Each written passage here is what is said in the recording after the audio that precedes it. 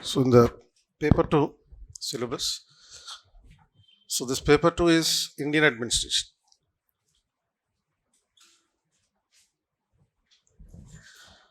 So the administration, and the system and the structure in India. So it starts with the first unit, like historical background of Indian administration.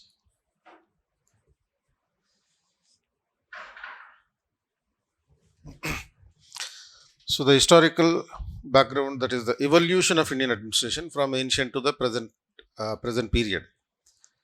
So that was in the ancient period, Kautilya's Arthashastra, how it has described the administrative system. And in the medieval period, Mughal administration. Modern period, the British rule. So which is further classified into East India Company rule and the Crown rule. So across these three phases, how the administrative practices were done. So administration in the ancient, medieval and the modern period. Ancient period is based on the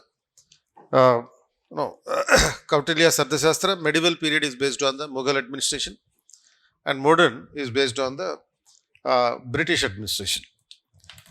And the second unit is the philosophical.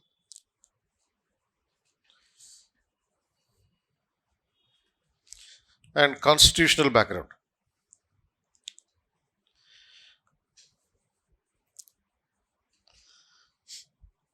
The philosophical and constitutional background of Indian administration.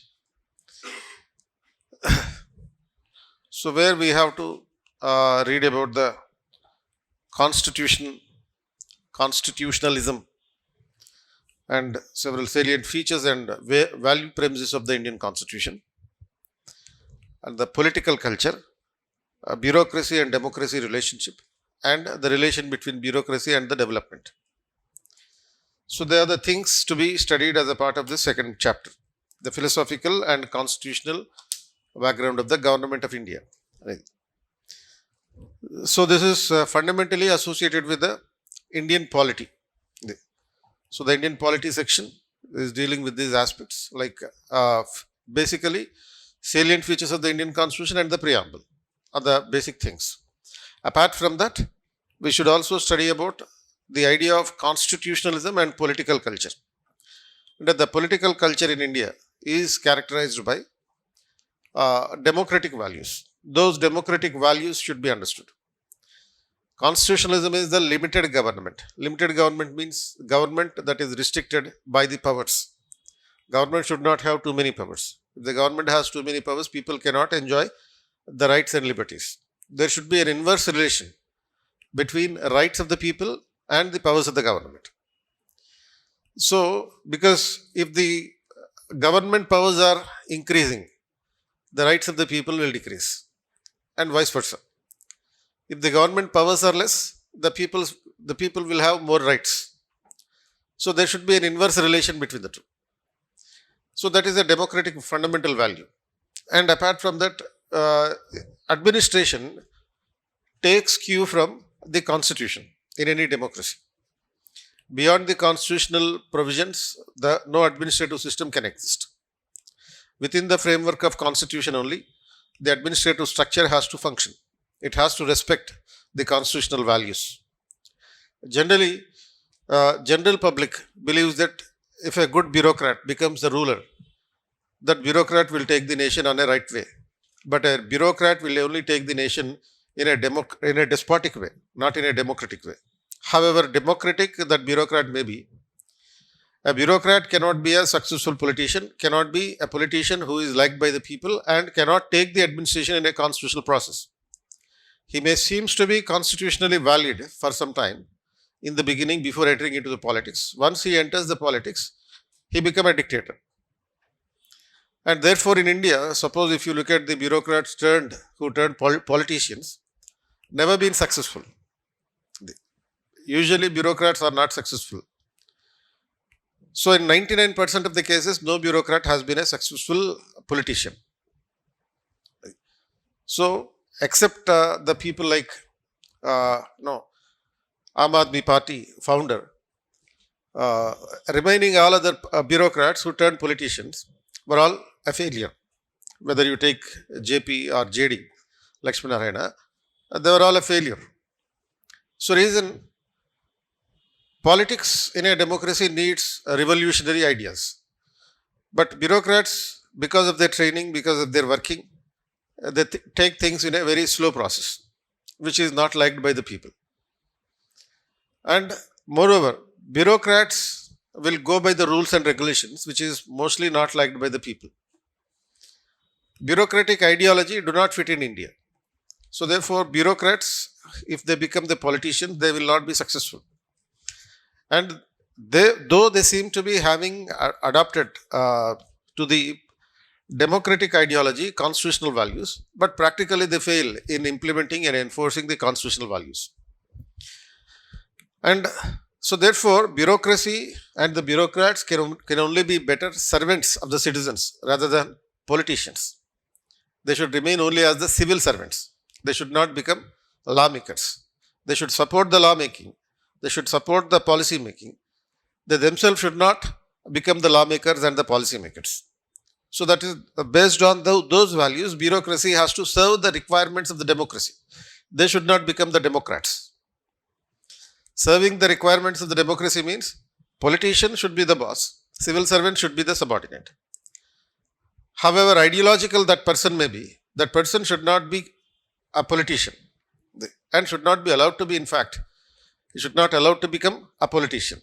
Of course, the constitution is giving the opportunity to become the politician for everyone. If they resign, if the civil servant has resigned, he can become a politician. But however, he will not be an effective politician. So that's the history showing.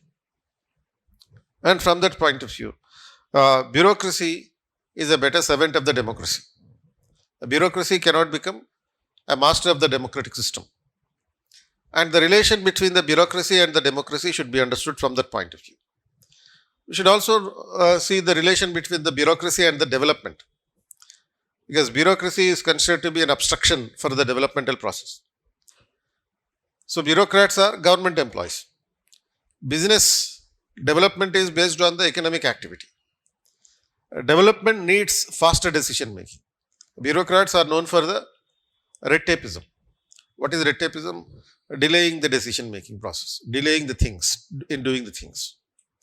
So bureaucratic requirements, bureaucratic ideology, bureaucratic process would be contradiction to the development.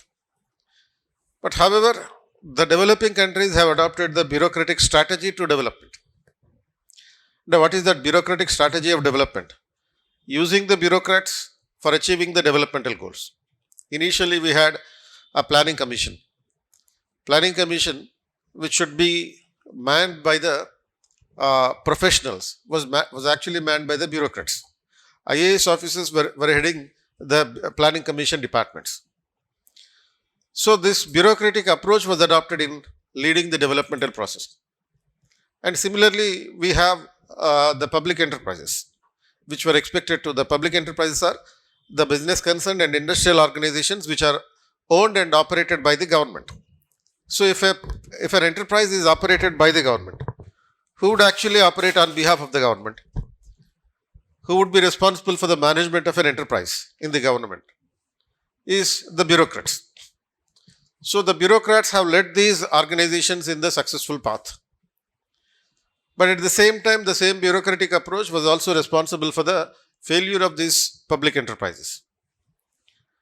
So therefore, this has to be, bureaucracy and development should be viewed both in terms of how bureaucracy can contribute to the development and how bureaucracy is an obstruction to the development. Both the dimensions have to be understood in this philosophical and constitutional background of the Indian administration. The Indian administration that is being carried by the ministers on the political front, bureaucrats on the administrative front. So most of the dimensions are related to both this, political executive, that is the ministers, bureaucracy, the IAS cadre and the IPS cadre, the administrative structure. So those are the elements related to the philosophical and constitutional background of the Indian administration. And the third unit is the public sector undertakings.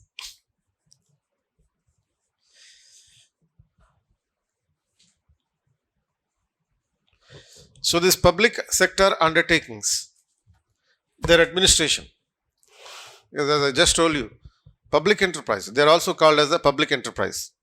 An enterprise means a business venture. Public means government sector. Public sector undertakings, that means an undertaking in the government sector. Undertaking is an enterprise. Enterprise is a business concern. A business concern can be a service institution or a manufacturing unit. So several service and manufacturing units which are carrying the business under the control of the government are the public enterprises or public sector undertakings. So a public sector undertaking can be anything like, suppose we have these EVMs, electronic voting machines. Who makes the EVMs? Who manufactures the EVMs? So this can be a prelims question in the GS. EVM is manufactured by the two companies in India. One is ECIL, Electronic Corporation of India Limited, and another is the BHEL. So these are the public enterprises. Public enterprises are the enterprises operated and owned by the government only. Is a public enterprise. So those public enterprises, suppose LIC is a public enterprise, RTC is a public enterprise. These public enterprises can be operated at the union government level or at the state government level and even at the local level also. Suppose we have a hotel chain called Ashoka Hotels. Even the Ashoka Hotel chain is also a public enterprise operated by the government. It's a service industry, not a manufacturing unit. So the institutions like organizations like BHEL, ECIL, they are the manufacturing units. And there are organizations which are providing the services also, like the LIC. LIC is providing the services, the insurance services. So these organizations owned by the government and operated by the government. Suppose Indian Railway is a service oriented, service provider, and RTC is a service provider. India Post is a service provider. They are not manufacturing the things, they are providing the services to the people. So those organizations, business ventures owned by the government and operated by the government, either partly or fully, is a public enterprise. And these public enterprises are also led by the bureaucrats. Most of the IAS officers and the IPS officers are heading these public undertakings in terms of administrative point of view, in the administrative front. So one has to understand how these public enterprises are operating and how they are acting, how they are contributing to the economy of India. Because there are around more than 300 public enterprises in the country, and these public enterprises are mostly in the service sector and in the strategic important sectors. Strategic important sector means, suppose the areas in which the private sector enterprises cannot be allowed to produce. Something like a nuclear energy is a strategic importance. Defense production units having the strategic importance. Suppose we have ordnance factories. Ordnance factory is a factory producing the military goods, military vehicles and military commodities, arms and ammunition. So they are known as the ordnance factories. And even in Medak also there is an ordnance factory. There are 31 ordnance factories across the country. So these ordnance factories which are producing the arms and ammunition for the strategic importance, strategic relevance, are useful for the purpose of, or exclusively to be maintained by the private government sector only. Mostly they cannot be allowed to be established in the private sector, at least in the beginning, after getting independence. But after the 1991 liberalization, even in the defense production also, even in the strategic production also, we are allowing the private companies. So private sector investments have also been contributed even in the strategic importance as well, areas of strategic importance. So from that point of view, public enterprises can be either exclusive to the government. A particular sector manufactured by the government can be either exclusive to the government, or it can be working in a joint partnership with a private company, or in competition with a private company. Or a government activity can be outsourced to a private company also. So this is the public enterprises and their management. And then we have this union government and administration.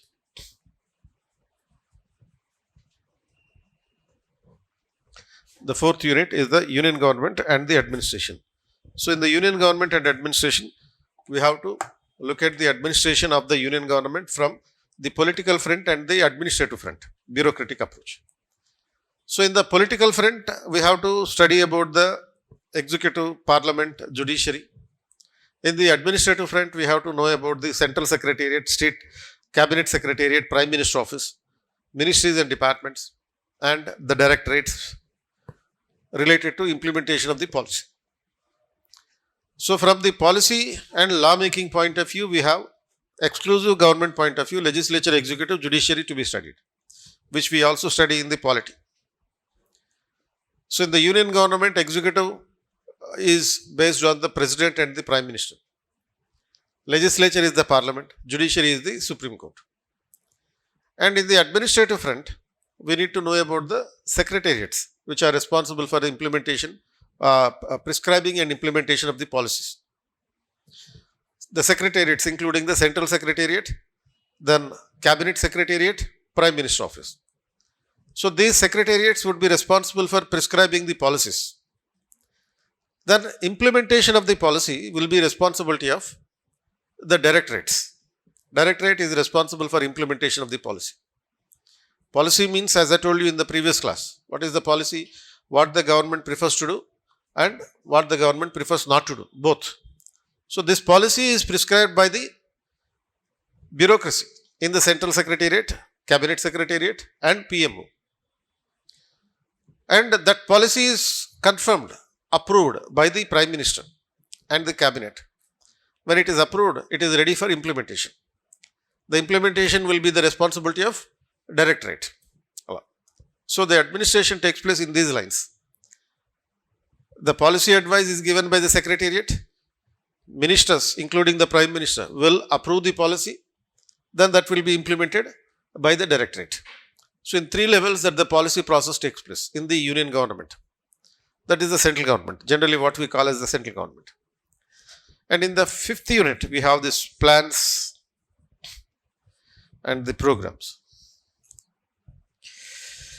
So this planning commission and the planning process, the decentralized planning are the three major dimensions in this planning and priority.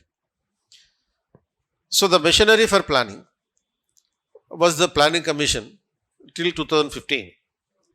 So from 1950 onwards, we have adopted this planned procedure for the development, planned approach for the development.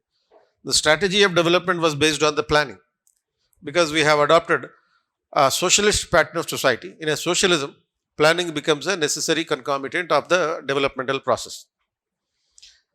So therefore, we have established a planning commission in 1950 and after that, we have started the 5-year planning process.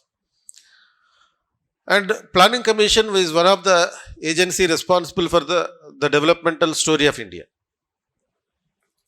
And this planning commission was making the plans and planning for the developmental strategies and everything else. So keeping these things in view, the planned process with the support of the planning commission, we have achieved relative development in the country. And finally, the planning commission is considered to have been a failure in achieving the development.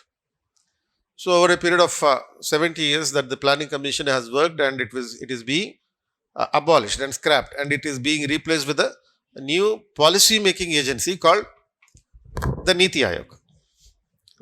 So planning commission is replaced with the Niti Aayog. The only difference between the planning commission and the Niti Aayog is planning commission was making the plans and Niti Aayog is making the policies. That's all. More or less it is the same thing. The structure of the planning commission and the Niti Aayog more or less the same thing. And the procedure of working is also the same thing. The only variation in the procedure of working is planning commission was a centralized body in making the policies while Niti Aayog was formulating the policies with the participation of the chief ministers of the states. So therefore, except that remaining everything else is the same. Wherever you find the planning is a symbol of centralization. Niti Aayog is a symbol of the decentralization. And today we have the decentralized planning institutions also. Apart from the centralized planning activity, after the 73rd, 74th amendments, we created a decentralized planning process. So the decentralized planning process at the local level. So at the local level, we have two planning institutions to be known as the Metropolitan Planning Committee and District Planning Committee. So this District Planning Committee and Metropolitan Planning Committee are responsible for formulating the plans at the field level, at the local level. So after formulating the plans by these agencies, they will be forwarded to the Niti Aayog. They will incorporate those proposals of the plans at the local level into the national policies. So all these dimensions have to be understood from this point of view of this particular area. And the sixth unit is the state government and administration. In the state government and administration, again we have dimensions related to the state administration, including the governor, chief minister, and also from the administrative front point of view, state secretariat and chief secretary, and in addition to the directorates. And apart from that, state administration related aspects. State administration related aspects means aspects including the governor, chief minister, state secretariat, chief secretary. In addition to that, in this chapter, we are also supposed to know about the center-state relations. Relations between the central government and state governments in terms of legislative, administrative, and financial relations, and the conflicts in the center-state relations, and the role of various committees in suggesting the changes in the center-state relations. And after the state government, then we have to know about the district administration. See, in the union government and the state government, we are using the words government. But in the district, we are not using the term government, we are using only the term administration. So here, in the district administration, we don't have a political approach. And in the central government, we have prime minister, state, the chief minister, but there is no such political executive at the district level. At the district level, what we have is only administration. So we have to know about the administrative system, administrative structure at the district level, and the role of the district collector, and how the role of the district collector is changing over a period of time. So these are the dimensions of 7th unit. And in the 8th unit, so the civil service in India.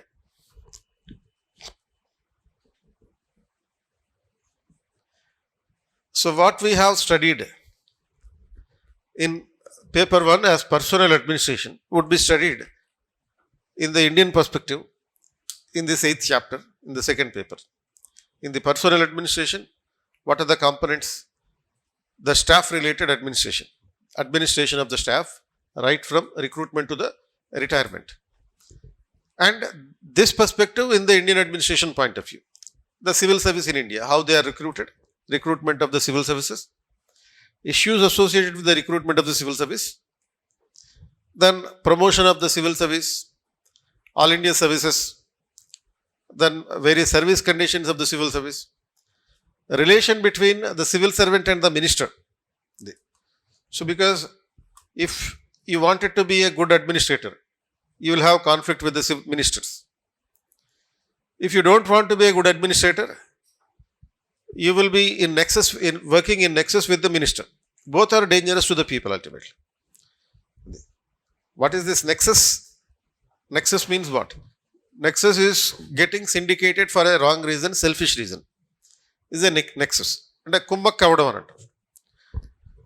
Now usually when you enter into a treaty or agreement or a syndicate with a selfish interest, and that is called as the nexus. You are not working for the public interest, but for a selfish interest. And if the bureaucrat is in nexus with the minister, both would be exploiting and which is dangerous to the people. Suppose if the bureaucrat wanted to be service oriented to the people, if he wanted to do service to the people, then he will enter into conflict with the minister, which is also not good for the people. If the minister and the civil servant are in a frequent conflict, they will not focus on policies to be implemented for the people. They will be focusing only on how to overcome each other in the conflict process. And they ignore the administration. When they ignore the administration, it is the people who are at the stake. So therefore, there should be an ideological rule-oriented relationship between the two, but not conflicting relation or nexus relation. It is not necessary that a bureaucrat has to be in conflict with the minister. But unfortunately in India, the educated people and the journalists, the media, will treat a bureaucrat who is in conflict with the minister as a hero. But that's not a heroism. While being a hero, any hero would be damaging the public interest. Any superhero would be working against the public interest. Any superhero, if I say, when I am saying is superhero, suppose a Superman or a Spider-Man will be working against the public interest in general. Suppose in the name of protecting this world, what the Spider-Man or the Superman will do? They destroy the things, they destroy the infrastructure before saving the people. And they will be accountable to none. They are answerable to nobody. So nobody can question them. Before questioning, they will disappear. So such kind of unaccountable activity will take place on part of these superheroes. If a bureaucrat also acting like a superhero would also behave the same way. A bureaucrat acting like a superhero in the view of the people would be damaging the public interest ultimately. And he will not sustain in the power for a long time. Either he resign or he will get removed by the government. You look at any superhero who is a bureaucrat. The story of every superhero bureaucrat is either he is resigning or he is being removed. Either of these two things are happening. And the administrators who are doing their job perfectly according to the law, they are not trying to emerge as a superhero, but staying in power, serving the interests of the people. Because the constitution is expecting a bureaucrat not to improve the fan base. Some of these bureaucrats trying to improve their fan base. But as an administrator, you are not expected to improve the fan base. As an administrator, what you are supposed to do, you have to serve the constitutional interest. So, you should not come on to the forefront. You should be working behind the curtain. That is what is expected from a bureaucrat. It is only the political executive that who has to work in the forefront. So if a bureaucrat is coming to the forefront, means he is either ready to resign or ready to get removed. So you can see the history of any bureaucrat who has resigned, any bureaucrat who is being removed. Every one of them were trying to become superheroes. They were not surviving in the power for a long time. That means the public interest is not important for them. What is important for them? Improving the fan base is important for them. They are working for the self-interest, not for the public interest. So you are supposed to work behind the curtain, and if you are breaking this rule, means you are trying not to serving the public interest but to self-interest. You don't have to be a famous personality as a bureaucrat. You should not become a famous bureaucrat. Bureaucrat should not become famous. If you become famous, you will develop fans. And when you are developing, improving the fan base, what does it mean? You are not working for this public interest but working for the self-interest only.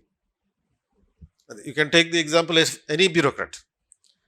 If you give me some example of a famous bureaucrat, and that famous bureaucrat has either resigned or being removed or is on the verge of resigning. In the process of resignation, also that kind of approach is being adopted. So they are not interested in doing the job for the benefit of the people. They are doing the job for their own benefit. And they look like, but however, they look like promoting the public interest. But ultimately, they would be working for their own interest. If you are really committed to the public interest, what you should be doing? You should be staying in the system, staying behind the curtain and follow the rules and regulations and promote the public interest accordingly. Ala undali. Adi. So you give me example of any bureaucrat who is famous and the story is the same. Ala. And that is, all these things would be studied as a part of the civil service politician relationship. Adi.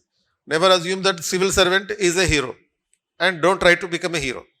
If you are trying to become a hero in the future as a civil servant, means you are not interested in the civil service. You better go to the politics instead of wasting time for 2 years for the preparation of the civil service.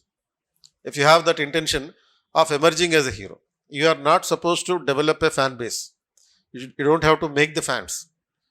What you are supposed to do is you have to follow the rules, confine to the background and go according to the system, change the system within the system while remaining in the system, if you are really having intention to make any change. And then the financial administration. India. So in this paper 1 also we have the financial administration, and in the paper 2 also there is financial administration. In the paper 1, whatever the things that are studied from the administrative point of view, management point of view, should be studied here in the Indian administration point of view. The financial administration in India, from the point of view of budget, auditing and accounting, and Ministry of Finance and its role.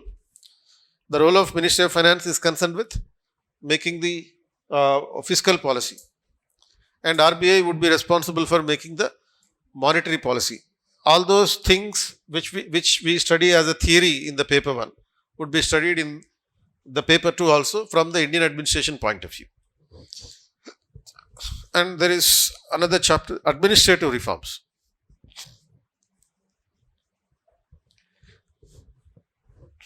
So these administrative reforms since independence, how the administration is changing over a period of time. Since independence, what kind of reforms have been introduced in the Indian administration? Suppose Indian administration has transformed from manual administration to digital administration. Today we have, this is something called Digital India Mission. And one of the objectives of Digital India Mission is to convert the administration into making administration digitized. Digitization of administration is not merely introducing the computers in providing the administrative services to the people. Then what else it is connected with?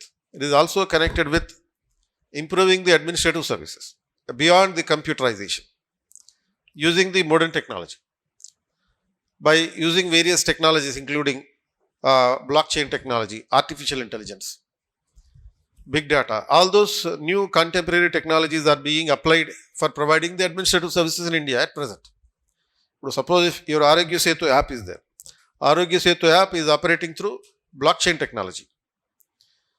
Like even the websites of the government of India are also operating through the blockchain technology. And the government is going to introduce e-currency. E-currency is an online currency system which is also operated through this big data and the blockchain technology. So using technologies of the contemporary world in providing the administrative services to the people is the thing that is most recently we are following. So there is a transformation of Indian administration from manualized administration to mechanical administration, then from mechanical to e-governance, and from e-governance to digital governance. So when we are saying the e-governance is just application of the computers in the administration. And digital governance, what we are staying today is in the digital governance era. In the era of digital governance, what we do is we use all those technologies which are used in the general practices of making the things convenient for the people. Every new technology is being adopted in the administration in providing better services and secured services to the people. Not merely providing the better services, but secured is also important. So that is the digital governance.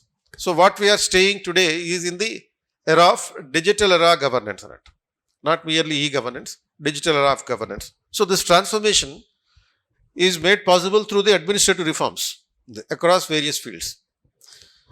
And Another chapter is rural development. So in the rural development, so we should know about the rural local governments, Panchayat Raj institutions. 73rd Constitutional Amendment, rural development programs, right from 1952. So in 1952, we have adopted a first rural development program called Community Development Program.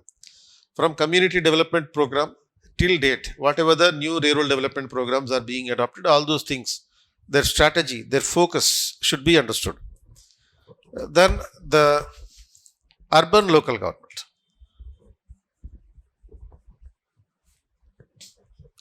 So in the urban local governments, we need to know about the municipalities, municipal governance. And in relation to the 74th Constitutional Amendment. 73rd Constitutional Amendment is related to the Panchayat Raj institutions. 74th is connected with the municipalities. Constitutional status to the municipalities.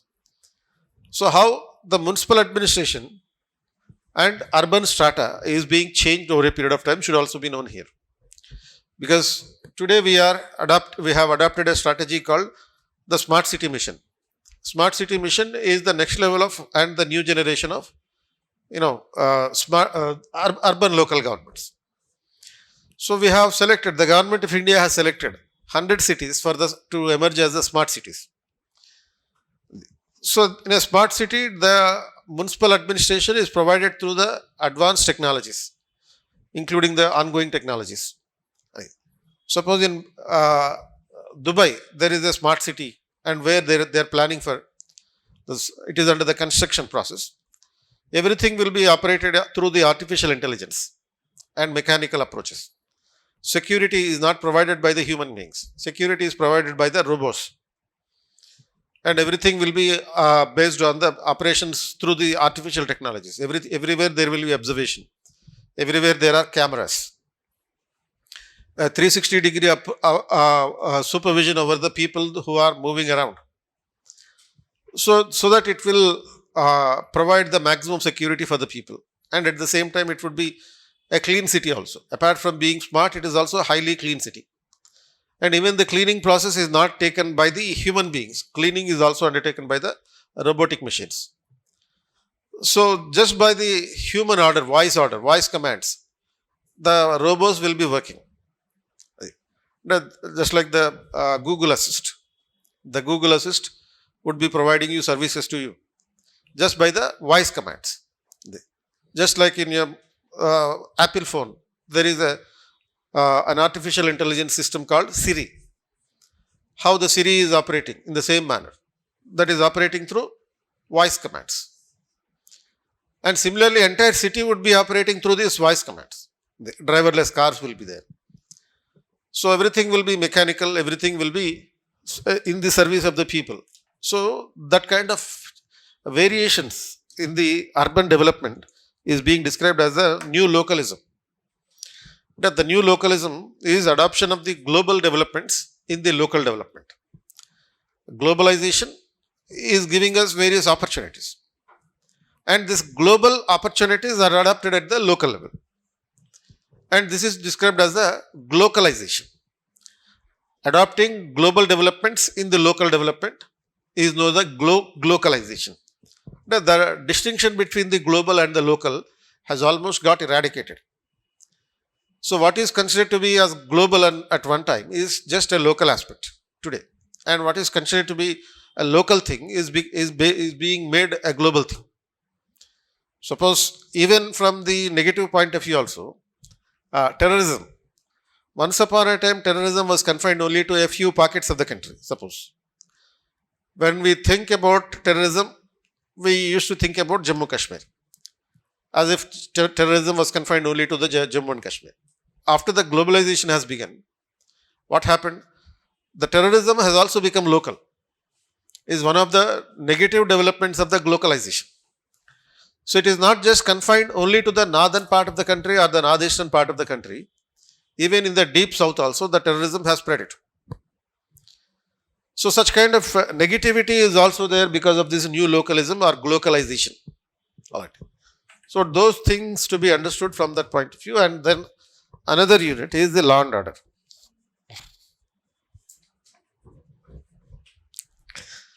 So law and order is the police administration, which we need to study from the British legacy and how the law and order administration was there during the British rule. Because the present law and order management, the present police system is based on the 1861 Indian Police Act.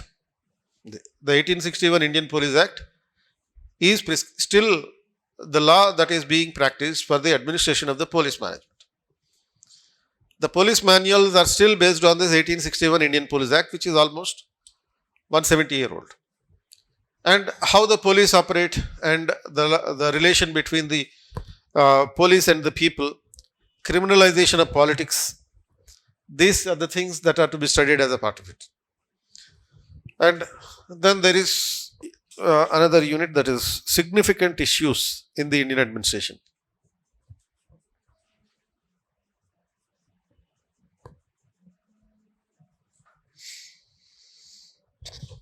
So issues in the Indian administration, including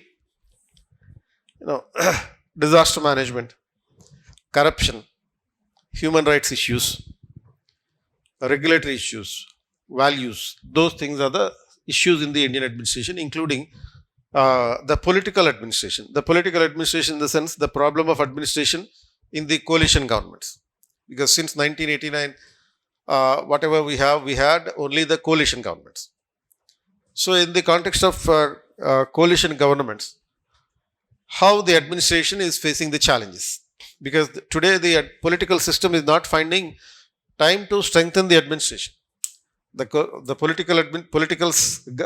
political system is only trying to strengthen its politics rather than focus on the administrative reforms.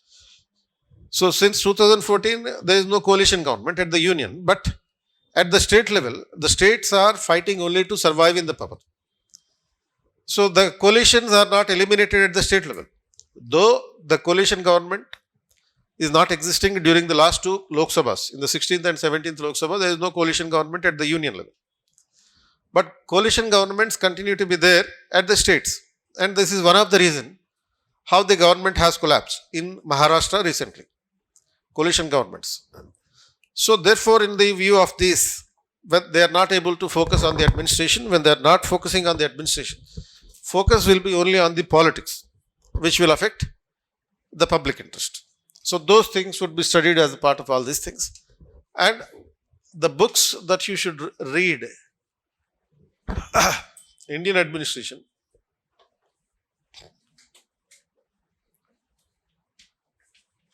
by Rajni Goyal and Ramesh Arora, and Indian administration, Fadia and Fadia.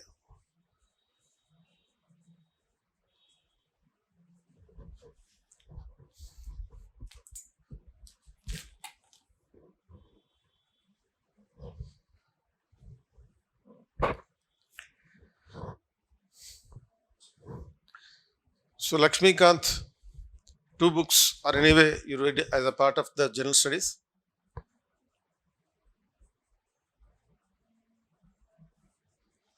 Indian polity and governance in India. These are anyway compulsory.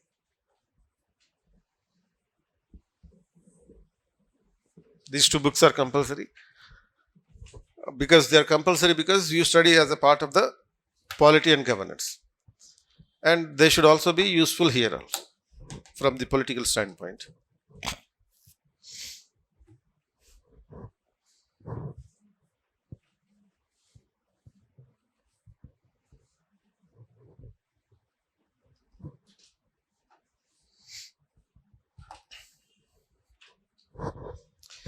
And there are certain clusters of study in the second paper. This is the sequence of topics in the second paper as being given in the syllabus.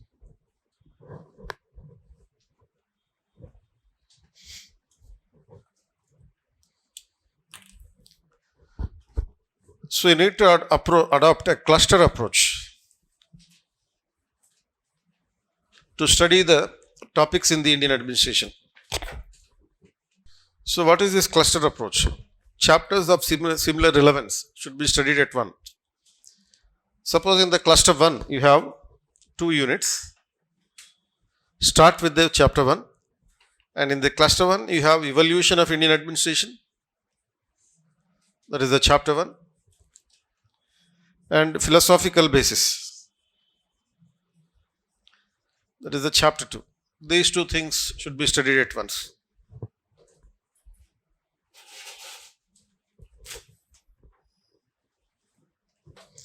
And in the second cluster,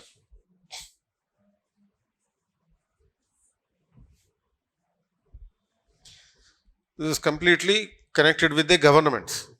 So, government and administration, union government, state government, district administration, rural, urban. So, rural and urban being the local. That is the second cluster. That's chapter 4, chapter 6, chapter 7 should be studied at once. 4, 6, 7 in a sequence, and 11 and 12 in a sequence. After 7, 11th and 12th. That is in the cluster, second cluster. And in the cluster 3, this is connected with the economic aspects. Economic administration. We can say this to be the economic administration comprising of public enterprises. In the chapter 3,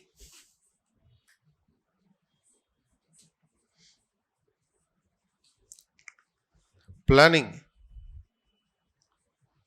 The chapter 5, financial administration. So the financial administration and financial management in the second paper. So this is in the chapter 9. That is in the cluster 3. And in the cluster 4, fourth cluster, some miscellaneous areas. So miscellaneous areas like civil service in India,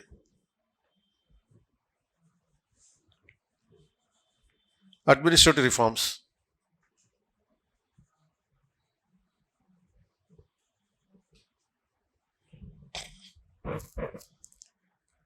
law and order, issues in the Indian administration.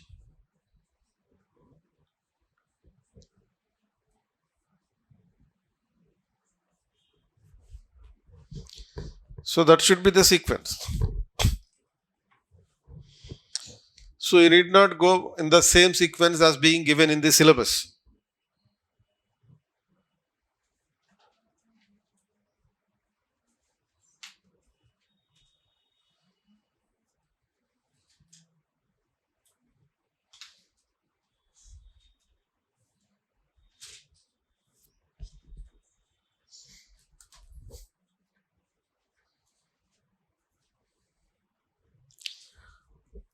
So apart from this cluster approach, there is also some other aspect that you need to consider is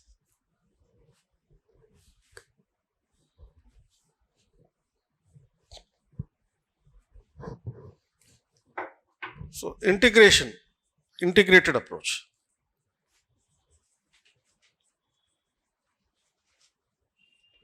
That is paper 1 and paper 2. Certain areas in the paper 1 are to be integrated with the paper 2.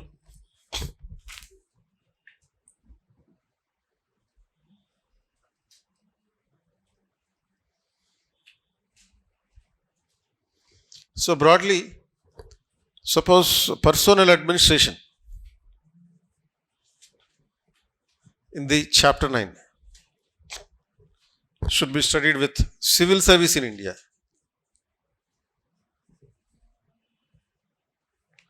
in the paper 2. That is in the 8th chapter.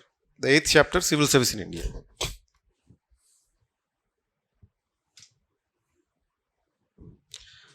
Similarly, the 12th chapter in the paper 1, Financial Administration. And the 9th chapter in the paper 2, Financial Management. So they are integrated together.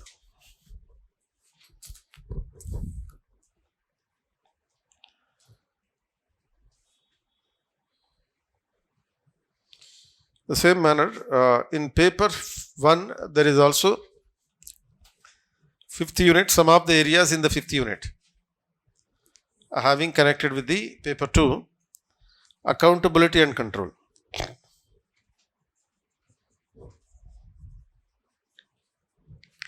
So the accountability and control chapter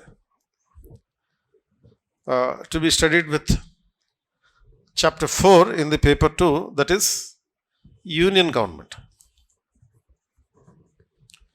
The union government and administration, there is a compatibility.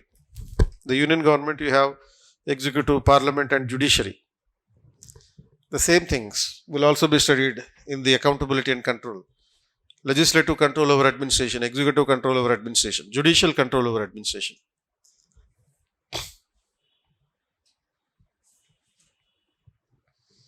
And some of the areas in the unit 4, organizations, to be studied with chapter 3, PSUs.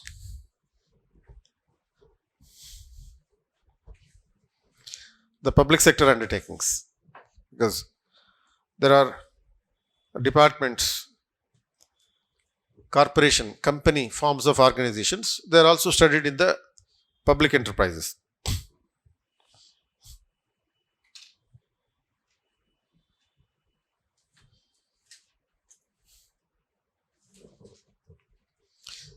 So, sir, there are some integration is required between the paper 1 and paper 2. So, if you follow this integrated approach, the preparation, the burden would be minimized. So, in all, what else is required is some additional references you need to make. Is the Yojana magazine, various articles from the Yojana, and newspaper editorials.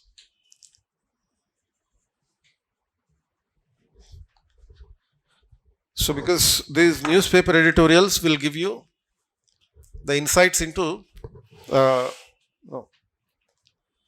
ongoing issues. So, how to understand the ongoing issues in the Indian administration. The newspaper editorials are useful for the second paper. And the entire second paper will improve your skills in the general studies also. In the general studies, polity and in the ethics. Your writing skills will be improved, your knowledge skills will be improved for the paper 2 and paper 4 in the general studies. So, various issues connected with Indian administration would be given in the articles. So, you need to have a thorough memory of the each and every topic in the paper 2. Every detailed topic in the paper 2 should be remembered. You have to by heart the entire syllabus. So, why should you by heart the syllabus? So that when you see an article in the newspaper, immediately you can associate that article with the syllabus.